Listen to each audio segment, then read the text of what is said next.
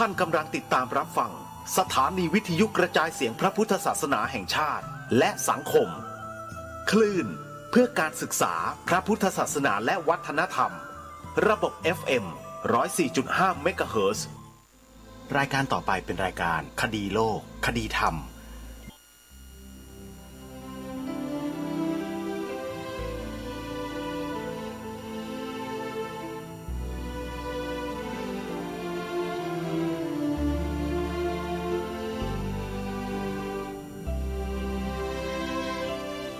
ขอกราบถวายความนอบน้อมแด่พระรัตนตรัย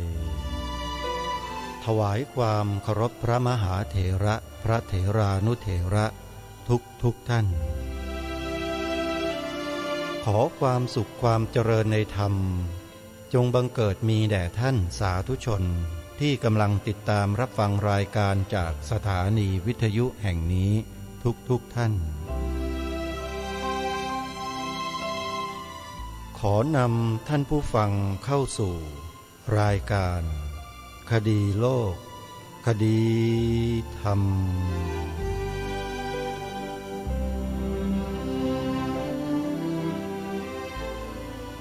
พบกันวันนี้วันขึ้น14 ค่ำเดือนยี่วันนี้ตรงกับวันพฤหัสบดีที่5 มกราคมพระพุทธศักราช 2566 รายการคดีโลกคดีธรรมมาพบกับท่านผู้ฟังเป็นปกติทุกวันจันทร์ถึงวันศุกร์และวันเสาร์อาทิตย์ทางสถานีวิทยุแห่งนี้ท่านผู้ฟังสามารถใช้โทรศัพท์มือถือดาวน์โหลดแอปพลิเคชันวิทยุพุทธศาสนาทั่วไทยเพื่อติดตามรับฟังรายการนี้ได้ทุกวันและยังสามารถฟังรายการธรรมะอื่นๆได้อีกมากมายโดยที่แอปพลิเคชันนี้ได้รวบรวมสถานีวิทยุพระพุทธศาสนาแห่งชาติในทุกภูมิภาคของประเทศมาไว้ในที่เดียวกันมากถึง39 สถานีทั่วไทยท่านจะสามารถรับฟังธรรมะในรูปแบบของภูมิภาคต่างๆได้อย่างสะดวกมากๆขอเรียนเชิญเจริญพรสาธุชนทุกท่านได้ร่วมกันสร้างบารมีเผยแผ่ธรรมด้วยกันโดยการบอกต่อให้ผู้อื่นดาวน์โหลดแอปพลิเคชันที่ชื่อว่าวิทยุพุทธศาสนาทั่วไทยเพราะต่อไปในอนาคตเนี่ยเราอาจจะประสบปัญหาเรื่องการรับฟังสถานีวิทยุในภูมิภาคต่างๆเพราะว่ามีข้อมูลที่น่าเชื่อถือได้ว่าทางการที่รับผิดชอบเรื่องคลื่นวิทยุกระจายเสียงเนี่ยเขาทำหนังสือเวียนมาถึงผู้อำนวยการสถานีวิทยุพระพุทธศาสนาแห่งชาติทั่วไทยแล้วบังคับให้พระสงฆ์เราที่ทำสถานีวิทยุเนี่ยลดกำลังส่งลงอีกจาก500 วัตต์เหลือเพียงแค่100 วัตต์เท่านั้นท่านสาธุชนผู้ฟังทุกท่านในฐานะที่กระผมและอาตมาภาพเนี่ยเป็นรองผู้อำนวยการสถานีโทรทัศน์ดีทีวีหัวหน้าฝ่ายเทคนิคขอยืนยันว่ากำลังส่งสถานีวิทยุ100 วัตต์มันไม่สามารถที่จะมีประสิทธิภาพกระจายเสียงออกไปอย่างทั่วถึงได้เลยนี่คือสิ่งที่จะต้องได้รับกันในอนาคตข้างหน้าญาติโยมที่เคยฟังสถานีวิทยุของพระคุณเจ้าที่เปิดออกอากาศได้อนาคตข้างหน้าอาจจะฟังไม่ได้เลยเพราะ ถูกบังคับให้ลดกำลังส่งจาก500 วัตต์เหลือเพียง100 วัตต์เท่านั้นนี่คือความใจดำของส่วนราชการที่ไม่ประสีประสาอาจจะบอกก็ได้ว่าเป็นมิจฉาทิฏฐิรายการคดีโลกคดีธรรมย้ำมาโดยตลอดในเรื่องนี้ว่าให้พวกเราชาวพุทธไม่ว่าจะเป็นพระสงฆ์สามเณรแม่ชีอุบาสกอุบาสิกาประชาชนคฤหัสถ์ญาติโยมทั่วไปก็เถอะให้ทุกท่านสำเร็จเป็นพระอรหันต์กันทั้งหมดก็ไม่สามารถจะรักษาพระพุทธศาสนาในเมืองไทยให้มั่นคงได้เพราะผู้นำส่วนราชการต่างๆนักการเมืองต่างๆไม่ได้นับถือพระพุทธศาสนาอย่างแท้จริงเมื่อคนเหล่านี้ไม่มีศรัทธาในพระบวรพุทธศาสนาอย่างแท้จริงแล้วเนี่ยคนเหล่านี้จะใช้อำนาจที่มีอยู่มาส่งเสริมพระพุทธศาสนาหรือไม่ลองคิดกันดูแล้วการที่มีคนสร้างวาทกรรมมาโดยตลอดว่าจะบัญญัติไว้ทำไมในรัฐธรรมนูญเนี่ยชาวพุทธยังกินเหล้ากันอยู่เลย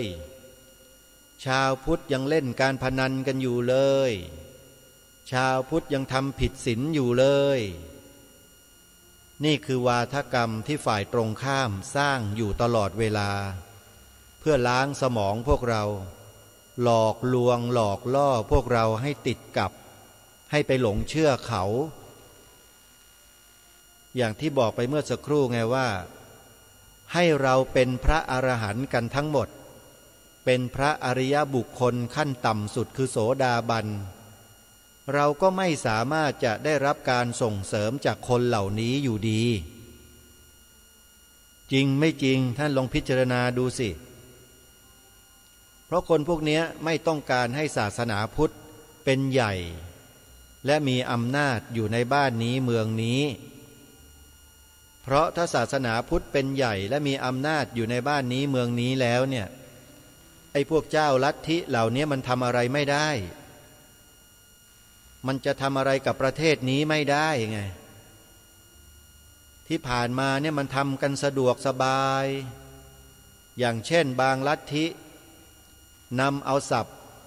ของพระพุทธศาสนาไปใช้แทนบุคคลของตัวเองศาสนิกของตัวเองแล้ว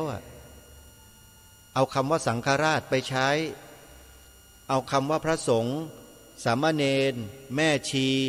คำว่าวัดเอาไปใช้เฉยเลยเคยทราบเรื่องนี้กันบ้างไหมทั้งที่ระเบียบเขามีห้ามใช้แล้วก็กำหนดให้ใช้ศัพท์อย่างนู้นอย่างนี้เฉพาะลัทธิตัวเองแต่คนพวกนี้หน้าด้านไม่ใช้ไม่ปฏิบัติตามระเบียบของส่วนราชการและจะให้พวกเราไปหวังพึ่งราชการได้ไหมปล่อยให้เขาใช้กันอยู่จนถึงวันนี้เนี่ยสังฆราชหลวงพี่แม่ชีพระสงฆ์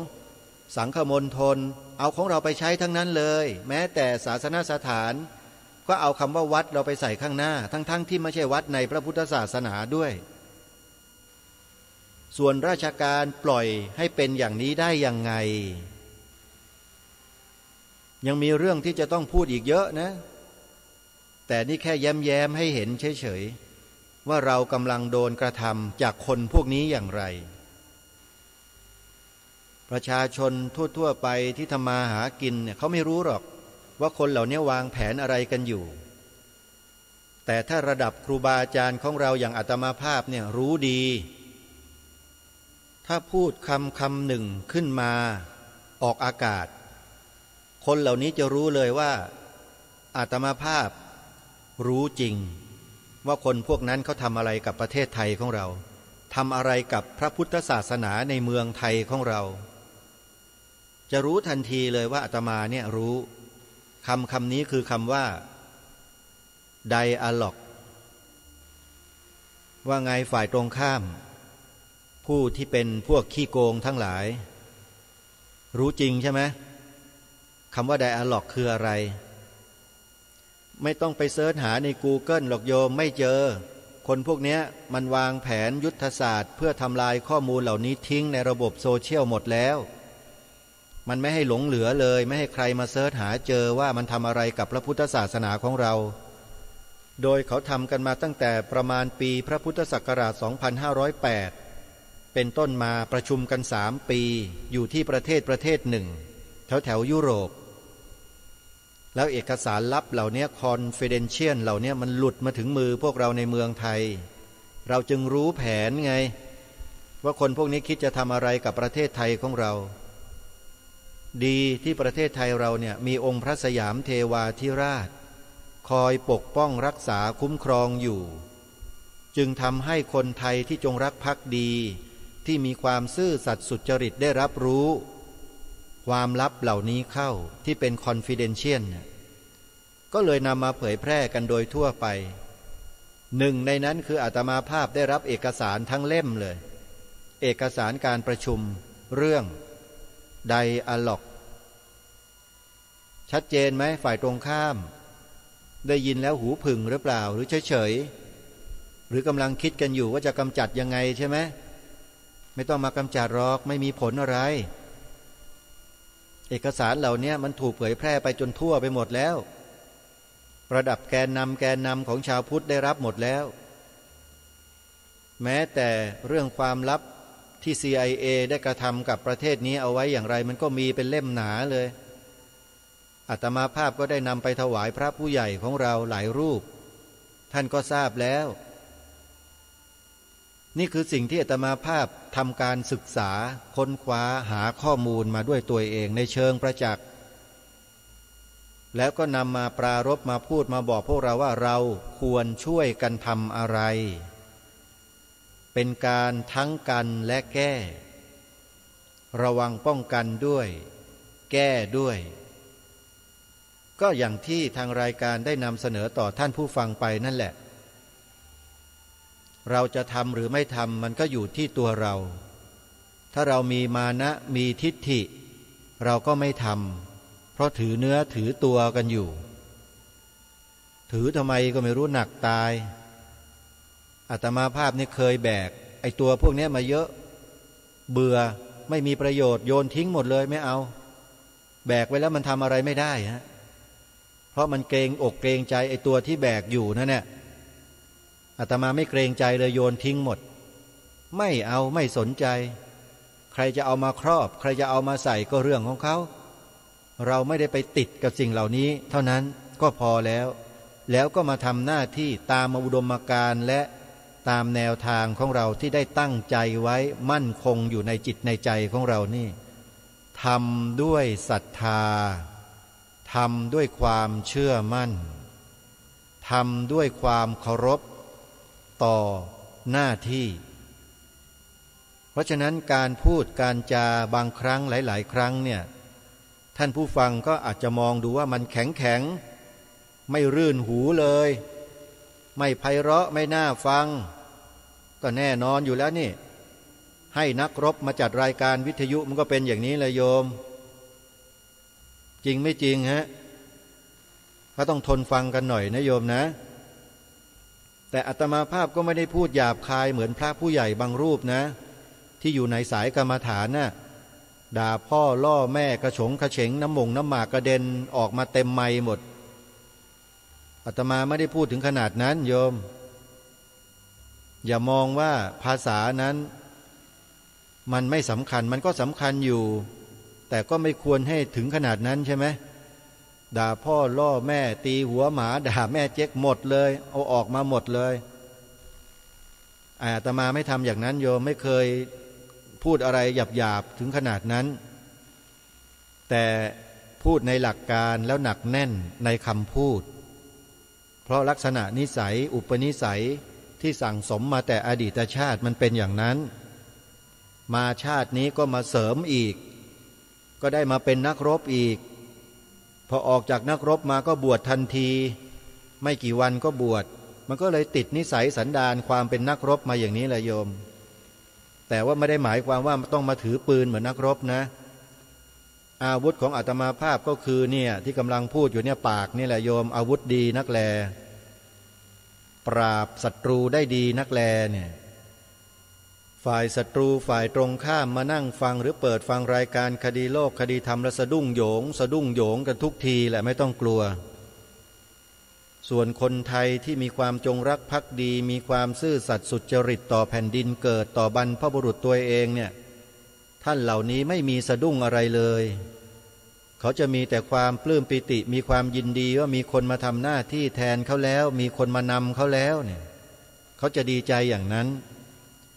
เหมือนกับโยมท่านหนึ่งอาตมาภาพประกาศให้ญาติโยมร่วมสนับสนุนรายการคดีโลกคดีธรรมด้วยการโอนปัจจัยเข้ามาเป็นรายเดือนเนี่ยคุณโยมท่านนี้ก็โทรศัพท์เข้ามาเลยโทรมาเมื่อวันที่2 มกราคมเวลา 12:30 นาทีเที่ยงครึ่งนะอยู่ที่หมู่ 4 ตำบลปะลานอำเภอดอยสะเก็ดจังหวัดเชียงใหม่ฟังรายการจาก2 สถานีวิทยุคือวัดหนองกายกับวัดฝายหินโทรมาปวารณาตนเป็นคนแรกเลยโยมบอกว่าจะถวายตลอดทั้งปีทุกปีจนกว่าชีวิตจะหาไม่แต่ข้าพเจ้ามีเงินไม่มากมีเงินน้อยอาตมาภาพก็บอกโยมน้ำใจมันสำคัญกว่าน้ำเงินนะโยมนะแค่นั้นแหละโยมก็ดีใจแล้วก็ปวารณาจะโอนปัจจัยมาตามที่อาตมาภาพบอกเบอร์บัญชีและโทรศัพท์โยมคนนี้ก็คือโยมแม่ศรีนวลนามสกุลรันจวนอยู่ที่บ้านหมู่ 4 ตำบลปะลานอำเภอดอยสะเก็ดจังหวัดเชียงใหม่จะช่วยสนับสนุนรายการคดีโลกคดีธรรมทุกเดือนตลอดทั้งปีแต่โยมบอกว่าทำน้อยๆนะท่านนะโยมไม่มีตังค์แต่มีน้ำใจงั้นนั่นแหละคือสิ่งที่อาตมาภาพต้องการโยมแม่น้ำใจของทุกท่านนี่แหละถ้าช่วยกันทุกคนมันก็จะเป็นพลังมหาศาลได้เหมือนกัน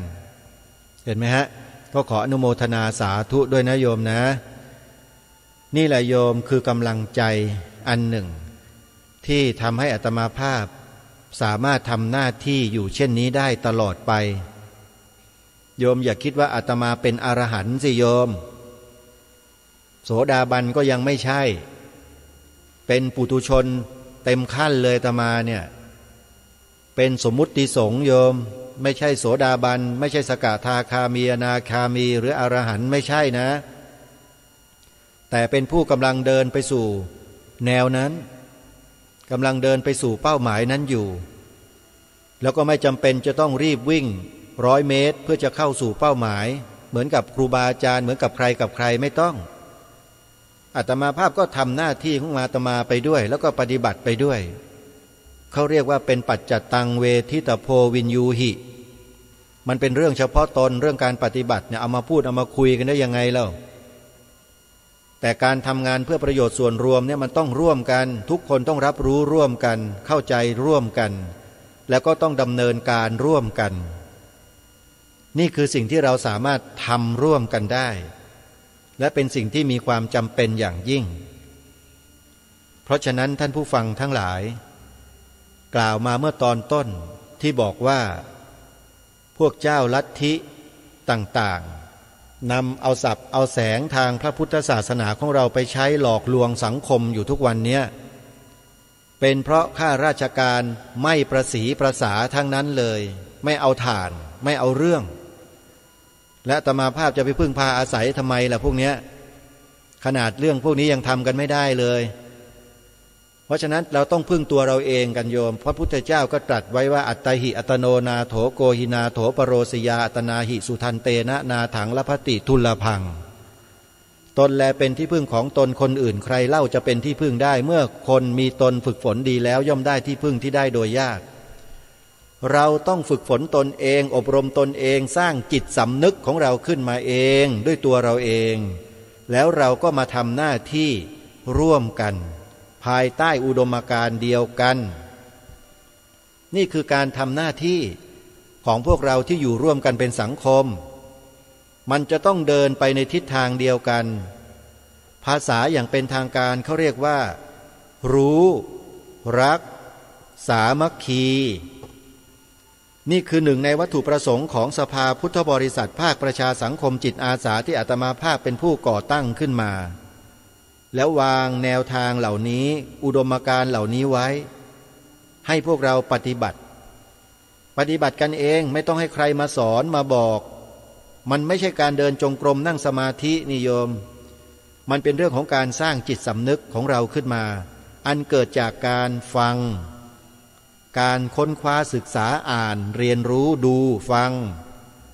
ใช้อายตนะเรานี่แหละไปเก็บเกี่ยวความรู้เหล่านั้นมาไม่ว่าจะด้วยการฟังการอ่านการเขียนการเรียนการดูมันคือการศึกษาเรียนรู้ทั้งหมดแล้วสิ่งที่เราจะต้องศึกษาเรียนรู้ก็คือต้องเป็นสิ่งที่เป็นประโยชน์ต่อส่วนรวมสิ่งที่เราควรจะรู้เราก็ต้องรู้อย่างเช่นเรื่องธงชาติเรายังไม่รู้อาตมาภาพก็รู้ว่าพวกโยมไม่เคยรู้กันเลยไปถามที่ไหนไปทดสอบไปวิจัยที่ไหนไม่มีใครรู้สักคนเลยในประเทศนี้ผ่านมาหมดแล้วนะไปถามมาหมดแล้วตั้งแต่ข้าราชการระดับสูงมาจนกระทั่งถึงประชาชนที่ทำมาหากินธรรมดาเนี่ยไม่รู้กันเลยว่าธงชาติไทยความหมายที่แท้จริงถูกต้องนั้นคืออะไรบางทีไปถามพอเรานำเสนอว่าหมายความว่าอย่างนี้ยังตะเพิดอาตมาหนีออกมาอีกนะข้าราชการบางคนเนี่ยอาตมาก็เลยรู้เช่นเห็นชาติไงว่าข้าราชการไทยเราเป็นแบบนี้บางคนไม่ใช่ทั้งหมดนะไม่ได้ว่าทั้งหมดเพราะฉะนั้นถ้าจะถามว่าอาตมาพึ่งได้ไหมไม่พึ่งอะเรื่องนี้นะเฉพาะเรื่องนี้เรื่องศาสนาประจำชาติเนี่ยไม่ขอพึ่งข้าราชการเพราะข้าราชการไม่มีสำนึกในข้อนี้กันอยู่ถ้าอาตมาภาพพูดผิดใครคิดว่ามีสำนึกเนี่ยช่วยแจ้งบอกด้วยและอาตมาต้องขอขมาด้วยแต่ถ้ามีสำนึกจริงอย่านั่งเฉยๆดิช่วยกันสิฮะประกาศออกไปบอกสอนประชาชนอะไรก็แล้วแต่ที่คุณมีหน้าที่ทำอยู่เนี่ยอย่างน้อยๆคุณก็ต้องมีเพื่อนคุณละคนหนึ่งคุณก็ฝังเข้าไปดิประเทศไทยมีพระพุทธศาสนาเป็นศาสนาประจำชาติน่ะที่ทางรายการให้เราพูดอยู่บ่อยๆเนี่ยท่านก็ทำสิฮะถ้ามีสำนึกจริงไหมแล้วนี่ท่านทำหรือเปล่าหรือเก็บไว้เงียบๆเฉยๆท่านรู้ตัวท่านเองท่านไม่ต้องให้ใครมาคอยมาจับผิดท่านหรอกไม่มีใครเข้ามานั่งจับผิดท่านหรอกท่านเสียเวลาแนะนำแล้วทุกคนก็รับผิดชอบตัวเองกันไงในฐานะเป็นลูกหลานคนไทยด้วยกันเป็นพุทธศาสนิกชนด้วยกันก็ต้องช่วยกันรับผิดชอบเป็นหน้าที่เขาเรียกว่าหน้าที่ส่วนกลางหน้าที่ส่วนรวมทุกคนละเลยไม่ได้มันเป็นพันธกิจเหมือนอย่างที่สภาพุทธบริษัทภาคประชาสังคมจิตอาสาได้นำเสนอมาตลอด 3-4 วันเนี่ยกำลังพูดถึงพันธกิจอยู่นะนี่คือพันธกิจของสภาพุทธบริษัทภาคประชาสังคมจิตอาสาที่สมาชิกทุกท่านทุกคนจะต้องน้อมนำเข้ามาเป็นหน้าที่ที่สำคัญจะละเลยไม่ได้ปฏิเสธไม่ได้เลยคำว่าพันธกิจความหมายก็บอกอยู่แล้วตามที่รายการได้นำเสนอให้ทุกท่านได้ฟังกันไปคือละเลยไม่ได้ฮะยังไงก็ต้องปฏิบัติและต้องให้ถึงเป้าหมายด้วยเพราะฉะนั้นใครที่เข้ามาสมัครและขึ้นทะเบียนเป็นพุทธมามกะแล้วเนี่ยท่านจะเปลี่ยนใจเนี่ยท่านต้องคิดให้ดีนะมาแล้วต้องเดินให้ถึงเป้าหมายให้ได้นะโยมอย่ายอมแพ้ตัวเองนะอย่ายอมแพ้นะกิเลสในใจเนี่ยมันร้ายมากร้ายจะยิ่งกว่าอะไรเสียอีกถ้าเราสามารถเอาชนะกิเลสในใจของเราได้แล้วมายืนอยู่ณจุดนี้แล้วเดินไปข้างหน้าด้วยกันได้นี่สุดยอดแล้วของความเป็นมนุษย์ปุถุชนอย่างพวกเราเนี่ยถ้าทำได้แค่นี้ก็ถือว่าสุดยอดแล้วนะยอดมนุษย์เลยมนุษย์ปุถุชนเนี่ยแล้วเรื่องอริยบุคคลข้างหน้าไม่ยากเลยถ้าเราทำประโยชน์เพื่อส่วนรวมตรงนี้ได้ประโยชน์ส่วนตนสูงสุดคือพระนิพพานนั้นอยู่แค่เอื้อมเท่านั้นเองพอเสร็จภารกิจแล้วทีนี้เราก็มาสงบบุญกุศลที่เราสั่งสมมาทำเพื่อส่วนรวมกันมานี่แหละจะส่งผลให้เราได้พิจารณาธรรมได้เห็นได้ง่าย อ้าวเห็นไหมไปมามันก็เป็นเรื่องของการปฏิบัติธรรมไปในตัวนั่นแหละแต่เราไม่รู้กันไม่เข้าใจกันเองบุญกิริยาวัตถุไงที่หยิบยกขึ้นมากล่าวเมื่อเร็วๆนี้โดยไม่ต้องใช้เงินเลยมาเป็นจิตอาสานี่ไงฮะ1 ใน 10ข้อมีแค่ทานข้อเดียวที่ต้องใช้วัตถุเงินทองทรัพย์สินของเราจ่ายไปให้ไปแต่นอกจากนั้นใช้เงินน้อยมากแทบจะไม่ใช้เลยก็มีแต่ได้บุญพอๆกันเลยรายการคดีโลกคดีธรรมก็เลยจัดตั้งสภาพุทธบริษัทภาคประชาสังคมจิตอาสาขึ้นมาแล้วให้พวกเรามาทำบุญอย่างนี้กันเห็นไหม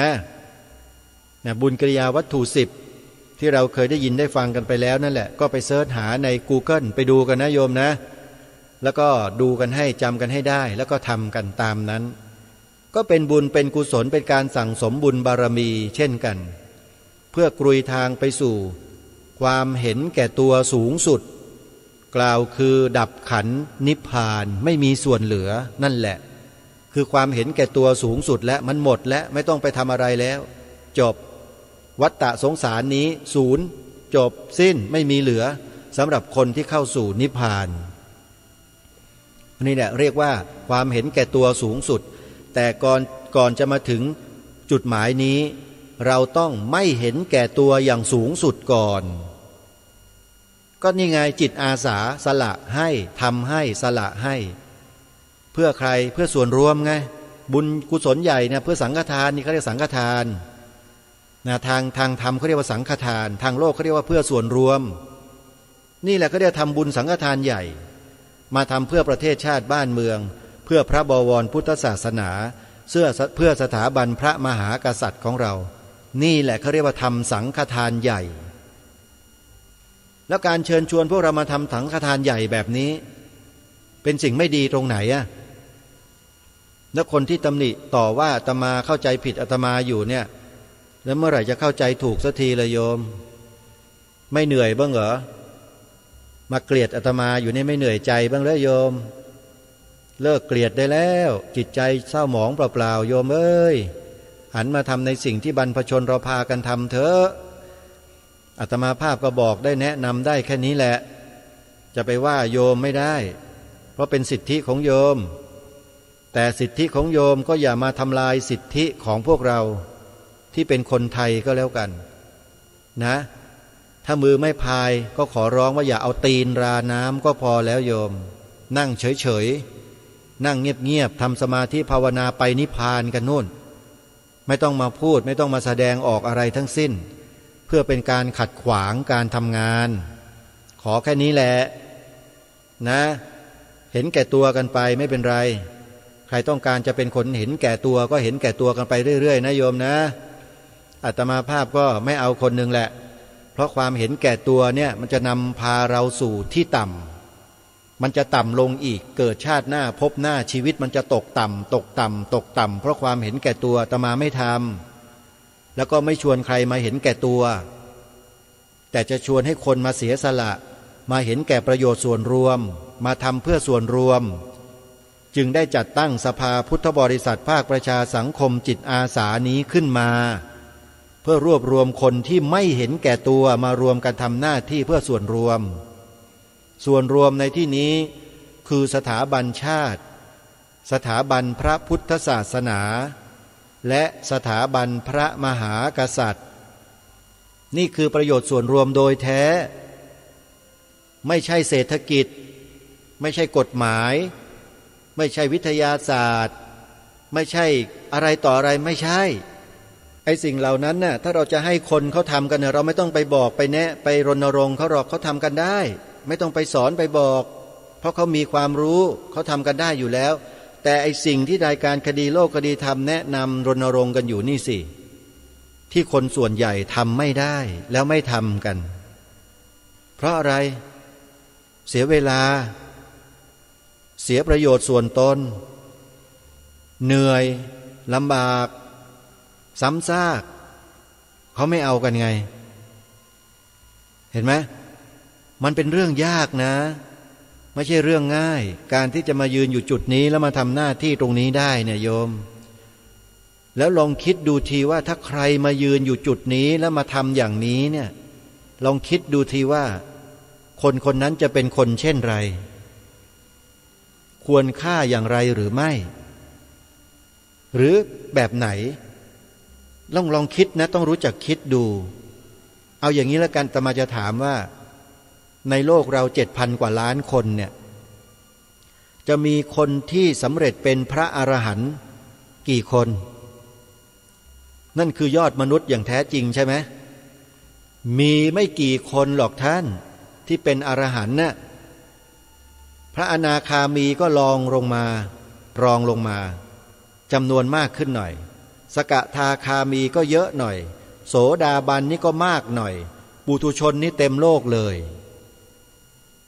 ตรงนี้ที่หยิบยกขึ้นมาเพื่อจะบอกกับทุกท่านว่าการที่เราจะทำงานเพื่อส่วนรวมเสียสละส่วนตนมันเป็นเรื่องที่ไม่ได้ทำได้ทุกคนมันทำได้เฉพาะบุคคลเท่านั้นบุคคลคนนั้นก็คือบุคคลที่กำลังเข้าไปสู่กระแสแห่งพระนิพพานผู้เสียสละไงก็ดูที่พระเวสสันดรสิบำเพ็ญบารมีพระชาติสุดท้ายก่อนที่จะไปสำเร็จเป็นพระอรหันตสัมมาสัมพุทธเจ้านั่นน่ะต้องใช้เวลาเท่าไหร่ในการบำเพ็ญบารมีของพระองค์ท่าน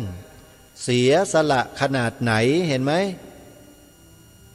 นั่นแหละคือตัวอย่างที่ทางรายการคดีโลกคดีธรรมได้หยิบยกมาเป็นแนวทางในการทำงานและทำหน้าที่คือต้องเสียสละอดทนอดกลั้นอดออมต้องใช้หลักธรรมที่พระสัมมาสัมพุทธเจ้าผู้ตรัสรู้ดีตรัสรู้ชอบแล้วนั่นแหละมาสอนมาเตือนมาบอกตัวเองให้ทำหน้าที่ให้ถูกทางส่วนที่นะมันถูกอยู่แล้วเราทำในประเทศไทยไม่ได้ไปทำที่ซาอุดิอาระเบียไม่มีปัญหาอยู่แล้วแหละเรื่องที่เนี่ยทำถูกทางแล้วคือแนวทางเนี้ยแนวทางอื่นมันก็ไม่ใช่ไงจึงได้เชิญชวนพวกเราเนี่ยได้มาช่วยกันในวันนี้เนื้อหาสาระของรายการที่ติดค้างไว้เมื่อวานยังไม่จบตั้งเป็นคำถามเอาไว้โดยได้อัญเชิญแนวพระราชดำริซึ่งเป็นพระราชกรณียกิจสำคัญประการหนึ่งขององค์พระบาทสมเด็จพระปกเกล้าเจ้าอยู่หัวที่พระองค์ได้ทรงกระทำไว้เป็นตัวอย่างและเป็นหลักฐานสำคัญที่พวกเราทั้งหลายทั้งปวงที่เป็นคนไทยเนี่ยจะต้องรับรู้รับทราบแล้วน้อมเกล้าน้อมกระหม่อมใส่เกล้าใส่กระหม่อมเอาไว้จำให้จนตายเลยสิ่งที่พระองค์ท่านได้ทรงกระทำในครั้งนั้นก็คือเรื่องของธงไตรรงค์หรือพระราชวินิจฉัย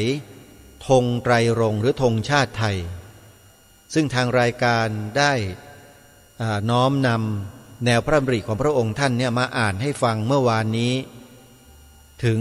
แนวพระดำริของพระองค์ที่ทรงต้องการจะให้มีการเปลี่ยนธงชาติเป็นครั้งสุดท้ายแล้วเพราะเปลี่ยนมาหลายครั้งจากธงพื้นแดงเกลี้ยงพื้นแดงมีจักร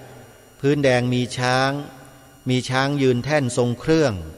เป็นแถบสีแดงขาวแล้วกลายเป็นแถบแดงขาวน้ำเงินเนี่ยเปลี่ยนมาโดยตลอดพระองค์ท่านก็เลยทรงให้องคมนตรีได้ร่วมกันวินิจฉัยในข้อนี้และพระองค์ก็ทรงกำหนดไว้ทั้งหมด5ประการให้องคมนตรีไปทำการวินิจฉัยกันอันเนี้ยได้กล่าวมาถึงตรงนี้แล้ว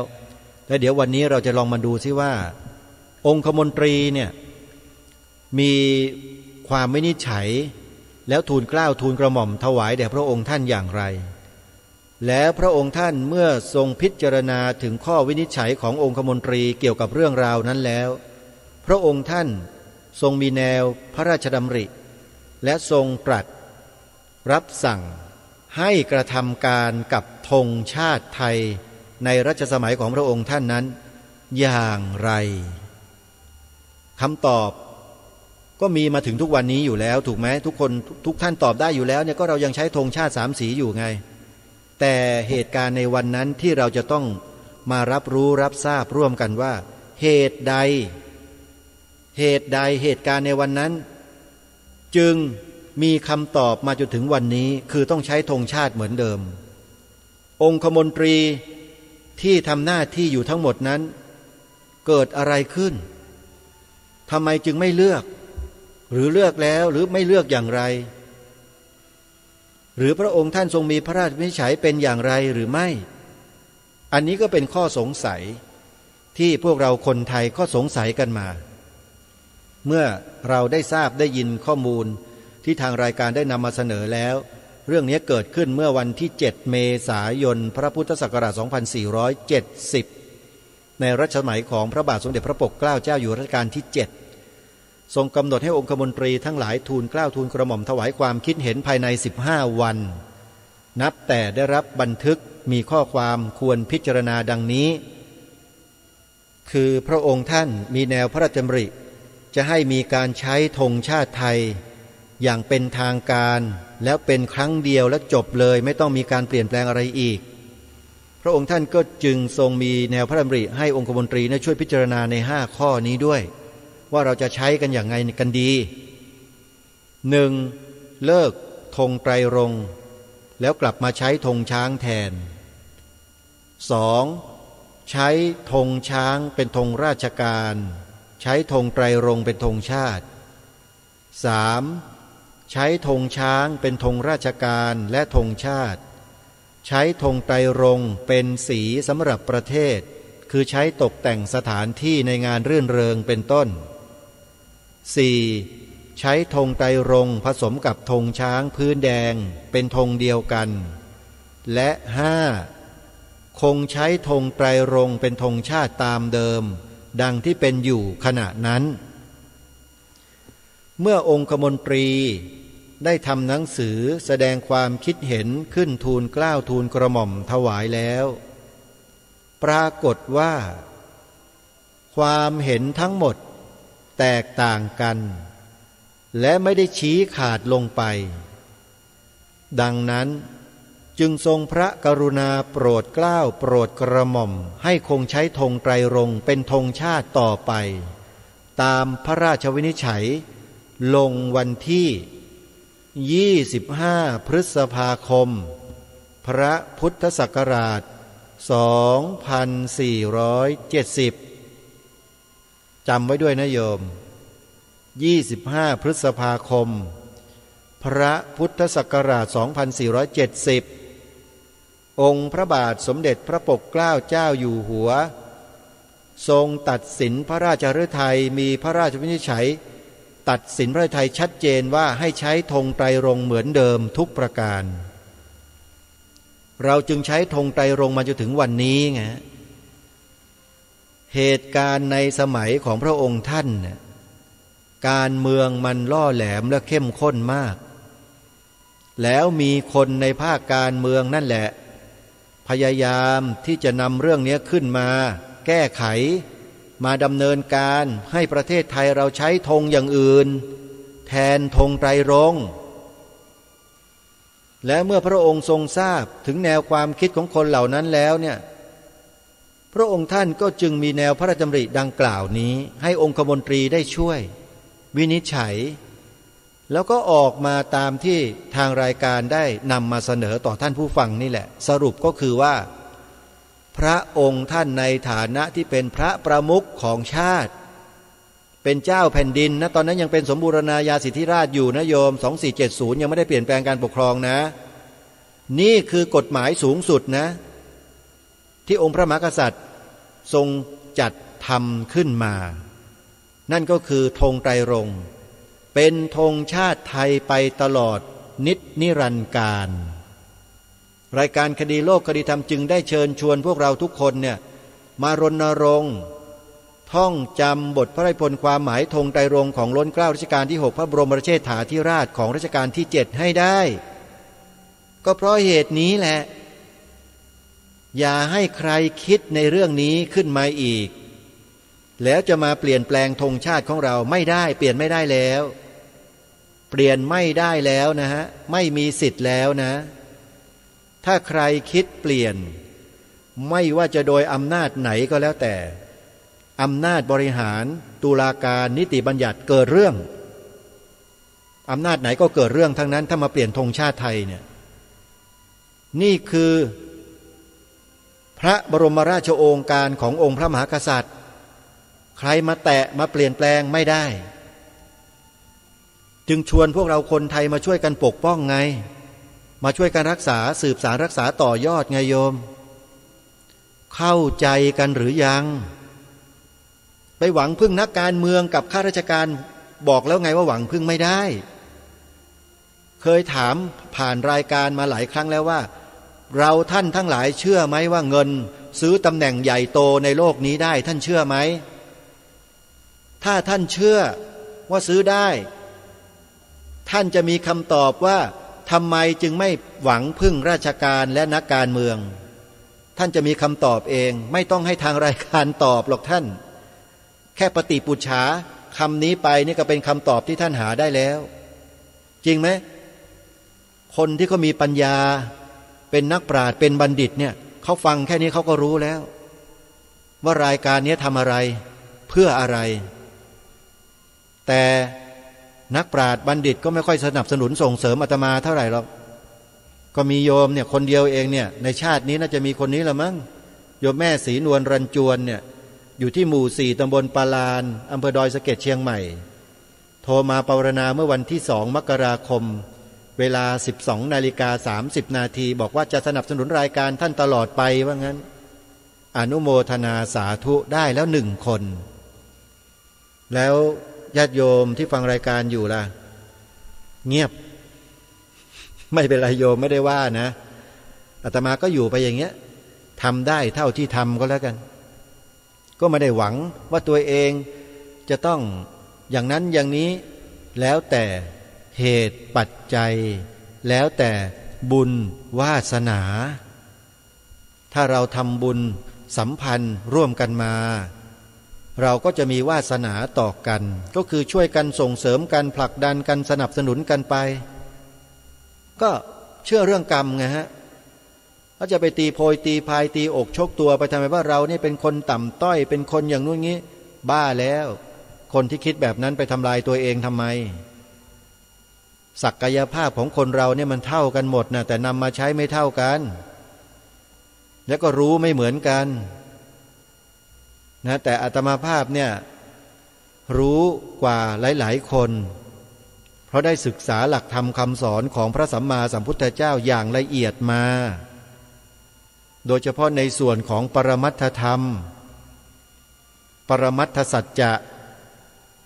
คืออะไรล่ะคือเรื่องจิตเจตสิกรูปนิพพานไงเรียกว่าปรมัตถธรรมในหลักธรรมทั้งหมดที่มีอยู่ในพระไตรปิฎกเนี่ยโยมปรมัตถธรรมเนี่ยถือว่ามีมากที่สุดนะในคัมภีร์พระไตรปิฎกเนี่ยพระวินัยมี 21,000 พระธรรมขันธ์หรือถ้าพูดง่ายๆก็คือ 21,000 ข้อพระสูตรมี 21,000 ข้อ